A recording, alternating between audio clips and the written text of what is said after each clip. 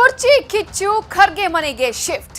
ಇವತ್ತು high voltage meeting. ಪಟ್ಟದ ಆಟದಲ್ಲಿ ಯಾರಂತೂ ಮೇಲುಗೈ? ಕುರ್ಚಿ ಕ್ಲೈಮ್ಯಾಕ್ಸ್.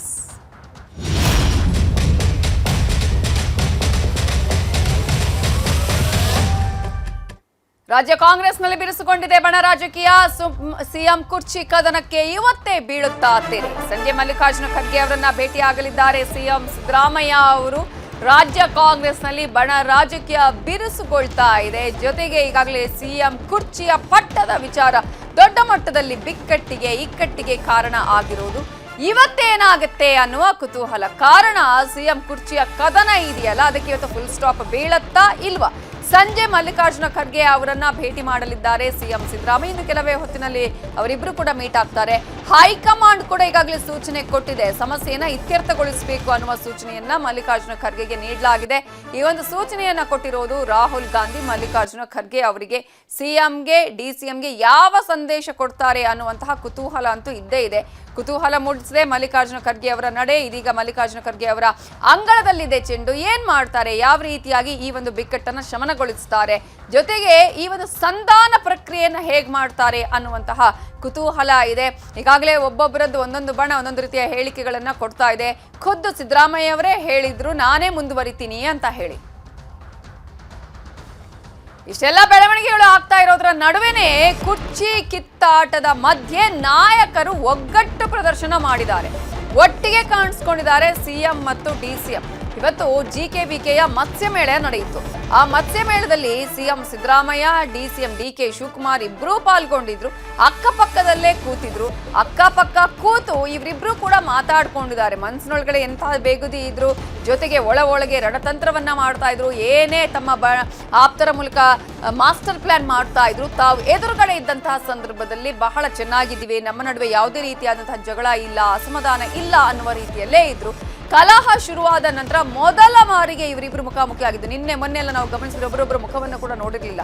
ಸೊ ನಮ್ಮ ಮಧ್ಯೆ ಕಲಹ ಇಲ್ಲ ಅನ್ನೋ ಸಂದೇಶವನ್ನ ಕೊಡುವ ಪ್ರಯತ್ನವನ್ನ ಈ ಮೂಲಕ ಮಾಡಿದ್ರ.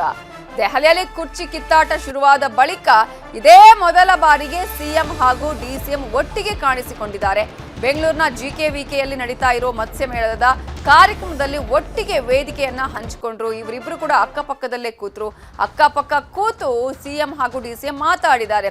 ಡಿಸಿಎಂ ಮಾತನಾಡ್ತಾ ಇದ್ರು, ಸಿಎಂ ಬಳಿ ಅವರದನ್ನ ಕೇಳಿಸ್ಕೊಳ್ತಾ ಇದ್ರು.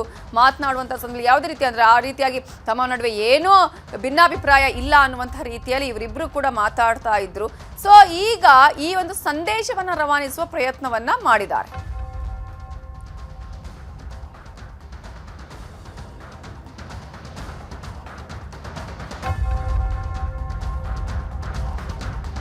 ಏನಾಗ್ತಾ ಇದೆ ಬಣ ರಾಜಕೀಯಕ್ಕೆ ಈಗ ಒಂದು ಮದ್ದರೆಯುವ ಕೆಲಸ ಹೇಗಾಗ್ತಾ ಇದೆ, ಏನಾಗಬಹುದು ಇವತ್ತು ಅನ್ನುವಂತಹ ಕುತೂಹಲ. ಈ ಎಲ್ಲ ಪ್ರಶ್ನೆಗಳಿಗೆ ಉತ್ತರವನ್ನ ಕೊಡೋದಿಕ್ಕೆ ಇದೀಗ ಸಿಎಂ ನಿವಾಸದಿಂದ ಹೆಬ್ಬಾಕ ತಿಮ್ಮೇಗೌಡರು ನೇರ ಸಂಪರ್ಕದಲ್ಲಿ ಜಾಯ್ನ್ ಆಗಿದ್ದಾರೆ. ಅದೇ ರೀತಿಯಾಗಿ ಕಾರ್ತಿಕ್ ಕೂಡ ಈಗ ನೇರ ಸಂಪರ್ಕದಲ್ಲಿ ಜಾಯ್ನ್ ಆಗಿದ್ದಾರೆ. ಮೊದಲನೇದಾಗಿ ತಿಮ್ಮೇಗೌಡ್ರೆ, ಈಗಾಗಲೇ ಸಿಎಂ ಇವತ್ತು ಮಲ್ಲಿಕಾರ್ಜುನ ಖರ್ಗೆ ಅವರನ್ನ ಕೂಡ ಭೇಟಿ ಮಾಡ್ತಾರೆ. ಬಹಳ ಕುತೂಹಲ ಇದೆ ಇವರಿಬ್ಬರ ಭೇಟಿಯ ಬಗ್ಗೆ. ಅಲ್ಲಿ ಅಧಿಕಾರ ಹಂಚಿಕೆ ವಿಚಾರ ಜೊತೆಗೆ ಸಂಪುಟ ಪುನರ್ರಚನೆ ಎರಡೂ ವಿಚಾರಗಳು ಚರ್ಚೆ ಆಗುತ್ತಾ? ಈಗಾಗಲೇ ಅಧಿಕಾರ ಹಂಚಿಕೆಯ ವಿಚಾರದಲ್ಲಿ ಮಲ್ಲಿಕಾರ್ಜುನ ಖರ್ಗೆ ಅವರು ಏನು ಹೇಳಬಹುದು ಅನ್ನುವ ಕುತೂಹಲ. ಎಷ್ಟೊತ್ತಿಗೆ ಮೀಟಿಂಗ್ ಇದೆ? ಇವತ್ತು ರಾತ್ರಿ 7:30ಯಿಂದ 8 ಗಂಟೆ ವೇಳೆಗೆ ಮುಖ್ಯಮಂತ್ರಿ ಸಿದ್ದರಾಮಯ್ಯನವರು ಸದಾಶಿವನಗರದಲ್ಲಿರ್ತಕ್ಕಂಥ ಎಐಸಿಸಿ ಅಧ್ಯಕ್ಷ ಮಲ್ಲಿಕಾರ್ಜುನ ಖರ್ಗೆ ಅವ್ರನ್ನ ಭೇಟಿ ಮಾಡ್ತಾ ಇದ್ದಾರೆ. ಈ ಒಂದು ವಿಚಾರವನ್ನು ಖುದ್ದು ಮುಖ್ಯಮಂತ್ರಿ ಸಿದ್ದರಾಮಯ್ಯನವರೇ ನಿನ್ನೆನೂ ಕೂಡ ಹೇಳಿದರು, ಇವತ್ತು ಕೂಡ ಹೇಳಿದ್ದಾರೆ. ಹೀಗಾಗಿ ಮುಖ್ಯಮಂತ್ರಿ ಸಿದ್ದರಾಮಯ್ಯನವರು ಸಹಜವಾಗಿ ಸಂಪುಟ ಪುನರಚನೆ ವಿಚಾರವಾಗಿ ರಾಹುಲ್ ಗಾಂಧಿ ಅವರು ಏನು ಹೇಳಿದ್ರು ಅನ್ನುವಂಥ ಒಂದು ಸಂದೇಶವನ್ನು ಕೇಳೋದಕ್ಕೆ, ಅಂದರೆ ಆ ಒಂದು ಮಾಹಿತಿಯನ್ನು ಕೇಳೋದಕ್ಕೆ ಇವತ್ತು ಆಗಮಿಸ್ತಾ ಇದ್ದಾರೆ. ಈ ಸಂದರ್ಭದಲ್ಲಿ ಏನಾದರೂ ನಾಯಕತ್ವ ಬದಲಾವಣೆ ವಿಚಾರವಾಗಿ ಏನಾದರೂ ಮಲ್ಲಿಕಾರ್ಜುನ ಖರ್ಗೆ ಅವರು ಪ್ರಶ್ನೆಯನ್ನು ಎತ್ತದಂಥ ಸಂದರ್ಭದಲ್ಲಿ ಸಿಎಂ ಸಿದ್ದರಾಮಯ್ಯನವರು ಮಲ್ಲಿಕಾರ್ಜುನ ಖರ್ಗೆ ಅವರ ಬಳಿ ಅನೇಕ ವಿಚಾರಗಳನ್ನು ಪ್ರಸ್ತಾಪ ಮಾಡೋದಕ್ಕೂ ಕೂಡ ಒಂದು ರಣತಂತ್ರವನ್ನು ರೂಪಿಸಿದ್ದಾರೆ ಅಂತ. ಯಾಕಂತ ಹೇಳಿದ್ರೆ ಈ ತಿಂಗಳ ಅಂತ್ಯದಲ್ಲಿ ರಾಹುಲ್ ಗಾಂಧಿ ಅವರು ಬಂದ ಬಳಿಕ ನಾವು ಮಾತನಾಡೋಣ, ಎಲ್ಲರೂ ಕೂಡ ಸುಮ್ಮನೆ ಇರಿ ಅನ್ನುವಂಥ ಒಂದು ಮಾತನ್ನು ಹೇಳಿದ್ರಿ. ಆದರೆ ಡಿಸಿಎಂ ಡಿಕೆ ಶಿವಕುಮಾರ್ ಅವರು ತನ್ನ ಆಪ್ತ ಶಾಸಕರ ಮೂಲಕವಾಗಿ ದೆಹಲಿಗೆ ಕಳಿಸೋದ್ರ ಮುಖಾಂತರ ಗೊಂದಲಕ್ಕೀಡು ಮಾಡಿಕೊಟ್ಟಿದ್ದಾರೆ. ಆದರೆ ನನ್ನ ಆಪ್ತ ಸಚಿವರಾಗಲಿ ಆಪ್ತ ಶಾಸಕರುಗಳಾಗಲಿ ಯಾವುದೇ ರೀತಿಯಾದಂಥ ಗೊಂದಲದ ಹೇಳಿಕೆಗಳನ್ನು ಕೊಡೋದಾಗಲಿ ಅಥವಾ ಭಿನ್ನಮತೀಯ ಚಟುವಟಿಕೆಗಳನ್ನ ಮಾಡಿಲ್ಲ ಅನ್ನುವಂಥ ಒಂದು ಪ್ರಶ್ನೆಗಳನ್ನು ಕೂಡ ಮಾಡೋದಕ್ಕೆ ಸಿಎಂ ಸಿದ್ದರಾಮಯ್ಯನವರು ಚಿಂತನೆಯನ್ನು ನಡೆಸಿದ್ದಾರೆ ಅಂತ ಹೇಳಲಾಗ್ತಾ ಇರ್ತಕ್ಕಂಥದ್ದು. ಈ ಸಂದರ್ಭದಲ್ಲಿ ಏನಾದರೂ ದೂರವಾಣಿ ಮೂಲಕ ಈ ಲೋಕಸಭೆ ಪ್ರತಿಪಕ್ಷ ನಾಯಕ ರಾಹುಲ್ ಗಾಂಧಿ ಅವ್ರನ್ನ ಏನಾದರೂ ಸಂಪರ್ಕ ಮಾಡಿ CM ಸಿದ್ದರಾಮಯ್ಯನವರು ಏನು ಮಲ್ಲಿಕಾರ್ಜುನ್ ಖರ್ಗೆ ಮತ್ತು ರಾಹುಲ್ ಗಾಂಧಿಯವರು ಮೂವರು ಏನಾದರೂ ಮಾತುಕತೆಯನ್ನು ನಡೆಸಿದ್ದೇ ಆಗಿದ್ದಲ್ಲಿ ಇವತ್ತೇ ತೆರೆ ಬೀಳುವಂಥ ಒಂದು ಸಾಧ್ಯತೆ ಇದೆ.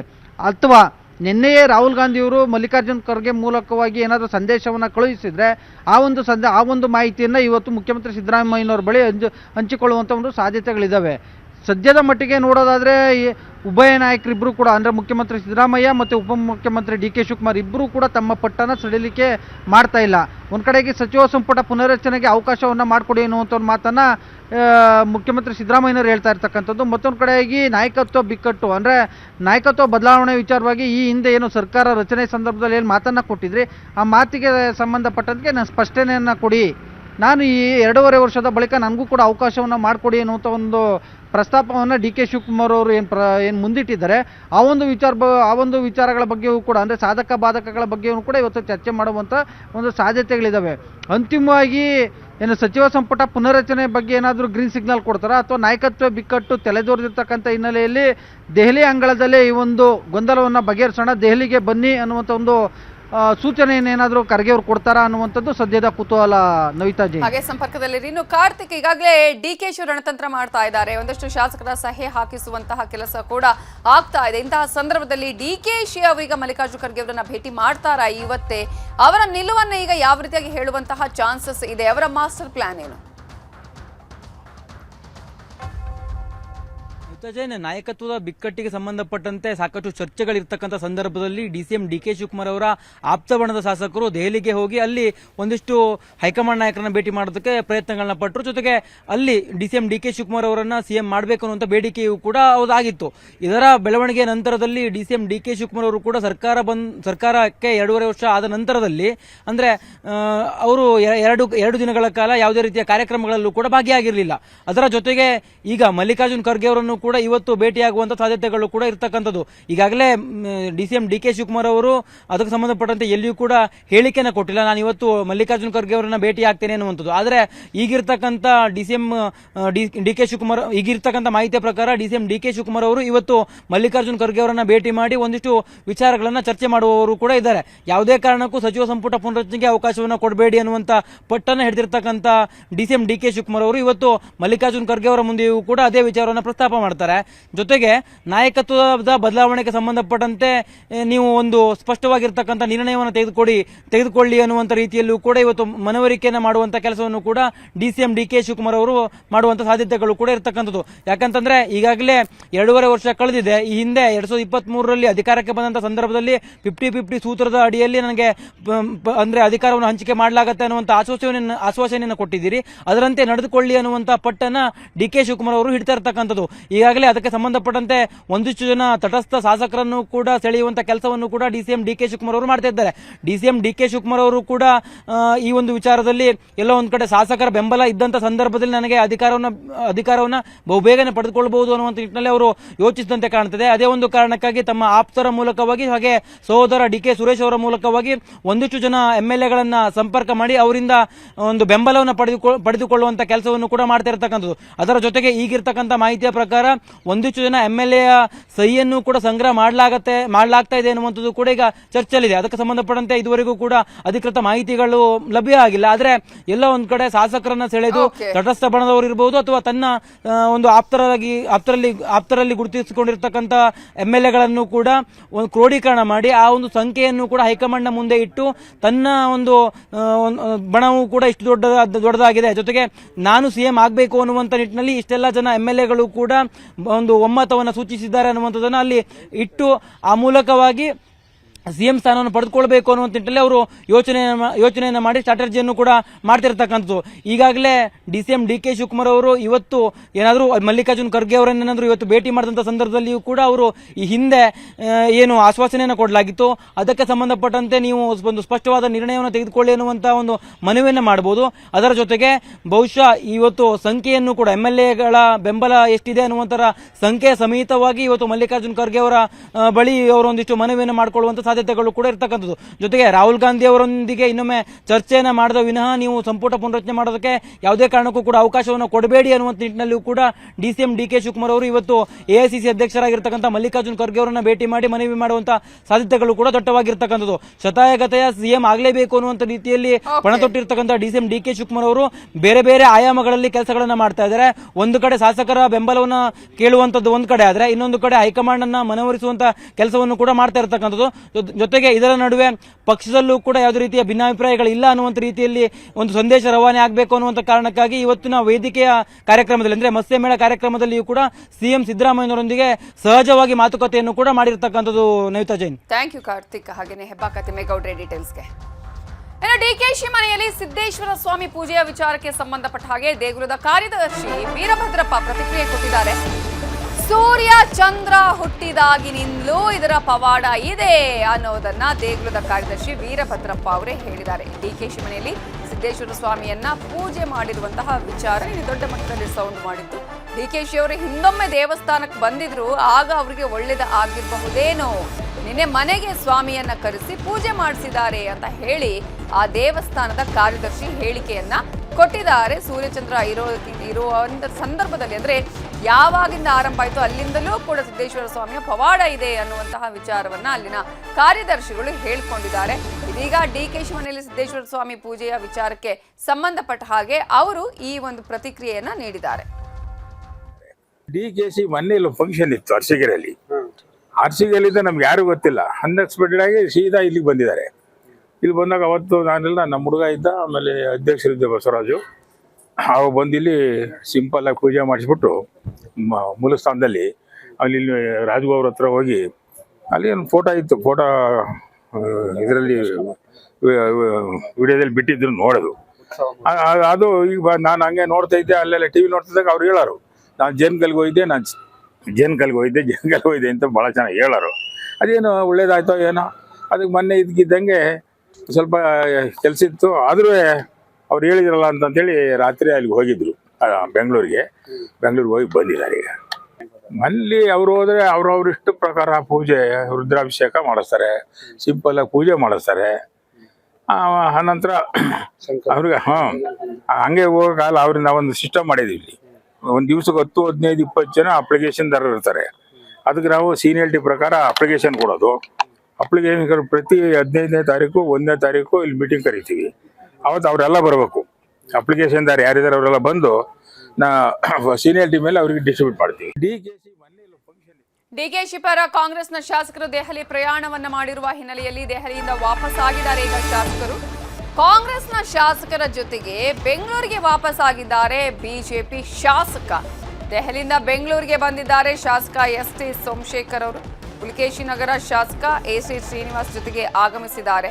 ಈಗ STS ಹೇಳ್ತಾ ಇರುವಂತದ್ದು, ನಾನು ಊರಲ್ಲಿ ಇರ್ಲಿಲ್ಲ, ನನಗೇನು ಗೊತ್ತಿಲ್ಲ ಅಂತ ST ಸೋಮಶೇಖರ್ ಅವರು ಹೇಳ್ತಾ ಇದ್ದು. DKಶಿ ಪರ ಕಾಂಗ್ರೆಸ್ ಹೈಕಮಾಂಡ್ ಭೇಟಿಗೆ ತೆರಳಿದ್ರ ST ಸೋಮಶೇಖರ್ ಅನ್ನುವಂತಹ ಪ್ರಶ್ನೆ ಕೂಡ ಇದೆ. ಕಾರಣ ಆಲ್ರೆಡಿ ಈಗಾಗಲೇ ಅನೇಕ ಶಾಸಕರುಗಳು ದೆಹಲಿ ಪ್ರಯಾಣವನ್ನ ಮಾಡಿದ್ದಾರೆ.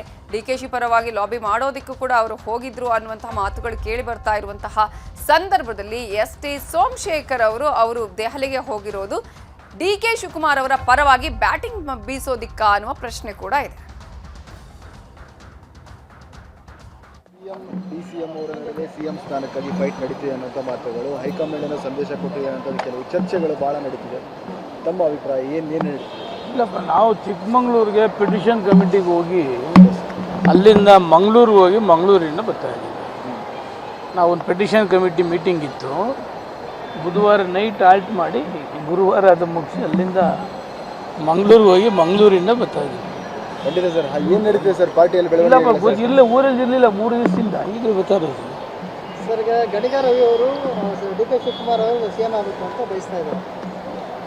ಒಬ್ಬೊಬ್ಬರು ಒಂದೊಂದು ಕಡೆ ಬ್ಯಾಟಿಂಗ್ ಮಾಡ್ತಾ ಇದ್ದಾರೆ. ತಾವು ಯಾವ ಕಡೆ? ನಾನು ಇಲ್ಲಪ್ಪ, ನಮ್ಮದೆಲ್ಲ ಪಾರ್ಟಿಯಿಂದ ಎಕ್ಸ್ಪೆಲ್ ಮಾಡಿದಾರಲ್ಲ, ಕಾಂಗ್ರೆಸ್ದವ್ರೇನೋ ಫೈಟ್ ಮಾಡ್ತಾವ್ರೆ, ಮಾಡ್ಕೊಂಡು ನೀಡಿರಿ ನಮಗೆ. ನಾನು 5 ಸಾರಿ ಟಿಕೆಟ್ ತೊಗೊಂಡಿದ್ದೀನಿ, 2 ಸಾರಿ ಸೋತಿದ್ದೀನಿ, 3 ಬಾರಿ ಗೆದ್ದಿದ್ದೀನಿ. ಇವಾಗೇನು ರಿಸಪ್ಪಲ್ಲು ಅಂತೇಳಿ ಏನು ನಡೀತಾ ಇತ್ತು, ಅದಕ್ಕೋಸ್ಕರ ನನಗೂ ಕೂಡ ಮಂತ್ರಿ ಬೇಕು ಅಂತೇಳಿ ಹೈಕಮಾಂಡ್ನ ಭೇಟಿ ಮಾಡೋಕ್ಕೆ ಹೋಗಿದೆ. ಹೈಕಮಾಂಡು ಆಯ್ತಪ್ಪ ಎಲ್ಲ ಸೀನಿಯರಿಟಿ ಇದ್ದೀರಾ ನೋಡೋಣ ಅಂತ ಹೇಳಿದ್ದಾರೆ. ಯಾಕೆ ಅಂತ ಹೇಳಿದ್ರೆ ನಾವು ಸೀನಿಯರಿಟಿ ನಾವು NSUಯಿಂದ ಯೂತ್ ಕಾಂಗ್ರೆಸ್ಸು ಜಿಲ್ಲಾ ಪರಿಷತ್ ಮೆಂಬರ್ ಆಗಿ ಪಕ್ಷದಲ್ಲಿ ನಿಷ್ಠಾವಂತ ಕಾರ್ಯಕರ್ತನಾಗಿ ಕೆಲಸ ಮಾಡ್ಕೊಂಡು ಬಂದಿದ್ದೀನಿ. ಇಂಥ ಅವಕಾಶಗಳು ನಮಗೂ ಬೇಕಲ್ಲ, ಅದಕ್ಕೋಸ್ಕರ ಅವಕಾಶವನ್ನು ಉಪಯೋಗಿಸ್ಕೊಳ್ಳೋಣ ಅಂತೇಳಿ ಮಂತ್ರಿ ಆಗಬೇಕು ಅಂತೇಳಿ ಹೈಕಮಾಂಡ್ ಹೋಗಿ ಬೇಡಿಕೆ ಇಟ್ಬಿಟ್ಟು ಬಂದಿದ್ದೆ. Reshuffle ಆಗುತ್ತಂತ sir? ರಿಸಫಲ್ ಆಗುತ್ತೆ ಅಂತೇಳಿ ಗೊತ್ತಾದ ಮೇಲೇ ನಾವು ಹೋಗಿದ್ದು.